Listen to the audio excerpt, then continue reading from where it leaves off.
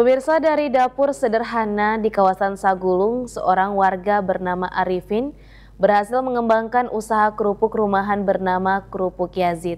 Usaha kecil ini bukan hanya menopang keluarga, tapi juga memberi inspirasi bagi UMKM di Batam. Inilah dapur sederhana sumber inspirasi UMKM Batam, episode Sapa UMKM kali ini.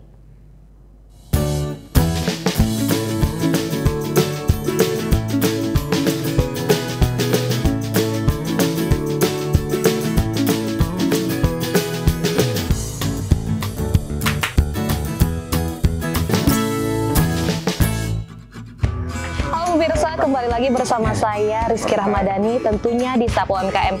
Kali ini saya sudah berada di Buana Impian 2 Sagulung, tepatnya rumah produksi kerupuk Pak Yazid. Yuk ikuti keseruan saya di Sapa UMKM. UMKM Kepri, tangguh, kreatif, sukses bersama. Di tengah pemukiman padat penduduk di kawasan Sagulung, tepatnya di perumahan Buana Impian 2, Blok Dream A nomor 21, Kelurahan Tembesi, berdiri sebuah usaha rumahan yang namanya semakin dikenal masyarakat Batam. Usaha itu bernama Kerupuk Yazid, milik seorang pria sederhana bernama Arifin. Kerupuk, cemilan gurih yang renyah, mungkin terdengar biasa. Namun dari tangan Arifin, cemilan ini bukan hanya soal rasa, ia adalah cermin ketekunan, perjuangan, dan semangat seorang kepala keluarga dalam membangun usaha kecil dari nol. Arifin bercerita sebelum terjun ke dunia usaha, ia sempat bekerja di salah satu perusahaan di Batam. Dari pekerjaannya itulah ia mulai usahanya dengan menitipkan kerupuk buatan di kantin perusahaan. Ke kantin Putih Muka Kuning. Dan saya sering setiap hari ke sana. Kemudian kenal dengan orang-orang kantin. Saya tanya, boleh nggak kita taruh di sini? Oh boleh ya. Mereka kita kenal kan. Akhirnya kami awalnya kecil-kecil ke kantin. Langkah kecil itu menjadi titik awal perjalanan panjang Kerupuk Yazid. Dari hanya beberapa bungkus, kerupuknya mulai diterima. Permintaan pun semakin meningkat, hingga Arifin merasa tidak bisa lagi menjalaninya sambil bekerja di perusahaan.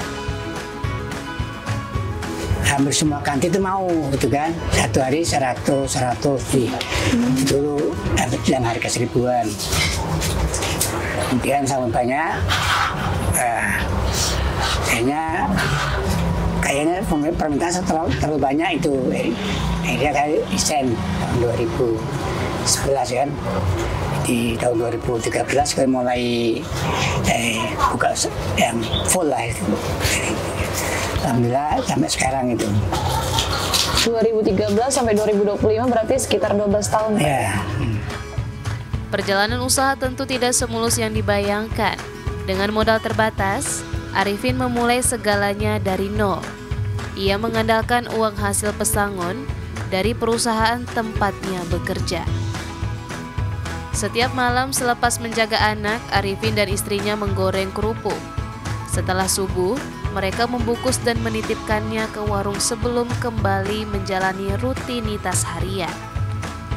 Seiring waktu usaha ini berkembang, Arifin mulai merekrut karyawan, hingga kini memiliki 4 orang tenaga kerja yang membantu produksi. Sendiri, jadi modal awal terserang kami dari uang resen. Resen itu awalnya saya dapat 2.700.000, yang 700 saya infakkan, tinggal 2 juta. 2 juta itu akan mulai awal itu, ya. Jadi di peralatan seadanya. Ya.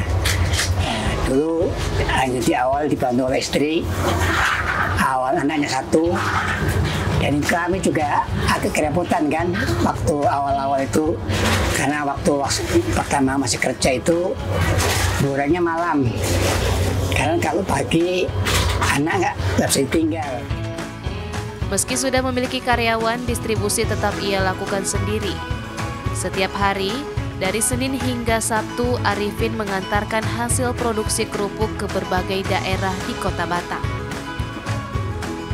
Dalam sekali distribusi, sekitar 500 hingga 600 bungkus kerupuk bisa tersebar ke berbagai warung, kantin, hingga beberapa pusat perbelanjaan. Namun di balik itu, Arifin mengakui masih ada keterbatasan, terutama dalam pemasaran dan pengemasan produk. Belum terkejar. Kalau di mall kan baru ke Mega Mall sama Nagoya Hill. Mega Mall. Itu event ya Pak? Ya, kami punya pelanggan di sana. Ya, pelanggan untuk yang packingnya lain tuh. Harapan kami tentunya dari UKM itu ya bantuan dari pemerintah yang untuk bisa yang dari UKM yang lainnya juga bisa berkembang, entah itu tentang peralatannya, tentang pemasarannya ya. Kan biasanya kalau pemasaran dibantu oleh UKM oleh pemerintah itu lebih maksimal. Kerupuk Yazid sejatinya memiliki potensi besar untuk menjangkau pasar yang lebih luas, termasuk pusat oleh-oleh hingga bandara. Namun keterbatasan sumber daya membuat Arifin belum bisa bergerak sejauh itu.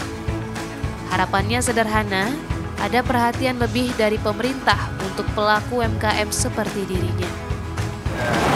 Iya. Ya, ini kita taruh dulu yang agak panas, kita packing yang sudah dingin. Oh, dia jadi harus wajib dingin. Ya, biar rempah. Ya. Ini dibuka aja tutup? Ya, buka aja. Oke.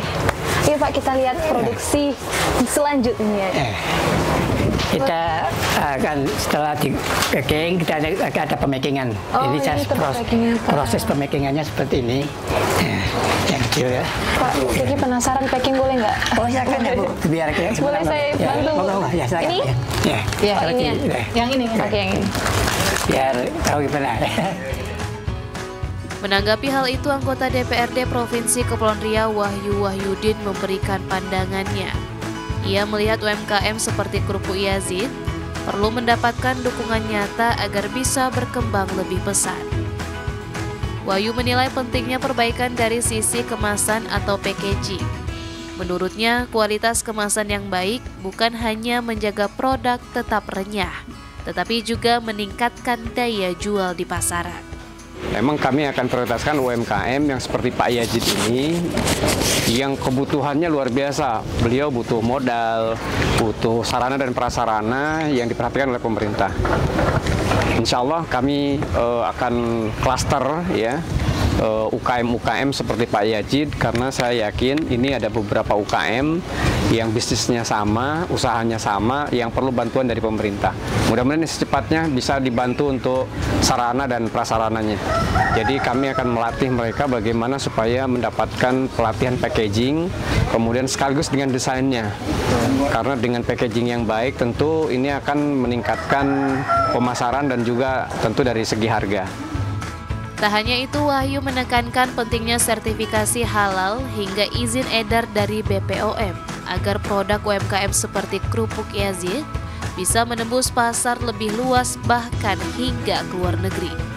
Mereka butuh modal, mereka butuh pelatihan untuk membuat packaging, mereka juga butuh sertifikasi halal ya. Bila perlu mereka juga butuh BPOM. Nah, kami akan prioritaskan itu. Insya Allah mungkin di 2026, karena sekarang ini 2025 sudah dianggarkan dari 2024 perencanaannya. Mungkin nanti di 2026 insya Allah akan mengadakan pelatihan dan hal-hal yang diperlukan oleh Pak Yazid dan kawan-kawan sesuai dengan bidang usahanya.